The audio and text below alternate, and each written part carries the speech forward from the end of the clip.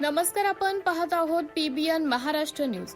जळगाव जिल्ह्यामध्ये bus stand भागात चोरी करणारी टोळी सक्रिय असून पाचोरा शहरात चोरीचे गुन्हे उघड करून आरोपींचा शोध घेऊन कारवाई करण्याबाबत पोलीस अधीक्षक महेश्वर रेड्डी यांनी पाचोरा पोलीस स्टेशनचे पोलीस निरीक्षक राहुल कुमार पवार यांना सूचना दिल्यात। दिनांक 24 मार्च 2026 रोजी फर्यादी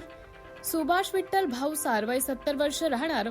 उप्पलखेड तालुका सोयगाव जिल्हा छत्रपती संभाजीनगर यांनी पाचोरा कृषी उत्पन्न बाजार समिती येथे बाजरीचे उत्पन्न विक्री करून 50,000 रुपयांची रक्कम घेऊन पाचोरा बस स्टँड येथून गावी जाण्यासाठी बसमध्ये चढत असताना अज्ञात चोरट्यांनी पैसे चोरल्याबाबत पाचोरा पोलीस स्टेशन गुन्हा रजिस्ट्रेशन नंबर 131/2026 BNS कलम 303(2) प्रमाणे फर्याद देऊन गुन्हा दाखल करण्यात आला होता। दिनांक 24 मार्च रोजी अज्ञात आरोपीचा शोध सुरू असताना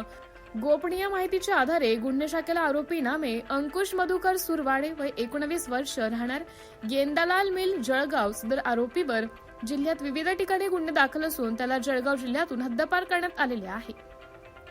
विधी संघर्ष बालक राहणार गेंदालाल मिल जळगाव या बालकावर देखील विविध ठिकाणी गुन्हे दाखल असे दोन्ही आरोपी पाचोरा येथून येऊन चोरी केल्याबाबतची गोपनीय असल्याने व सदर आरोपी चोरी करण्याच्या उद्देशाने आलेले आहेत अशी माहिती प्राप्त होताच गुन्हे शाखेच्या पथकाने दोन्ही आरोपींना ताब्यात घेऊन कसून चौकशी केली असता त्यांनी गुन्ह्याची कबुली दिली आहे।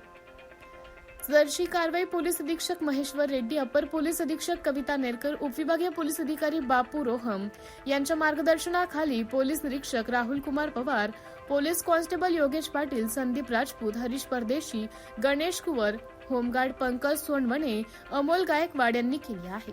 गुन्ह्याचा पुढील तपास पोलीस आणि कॉन्स्टेबल राहुल चिंपी हे करत आहेत।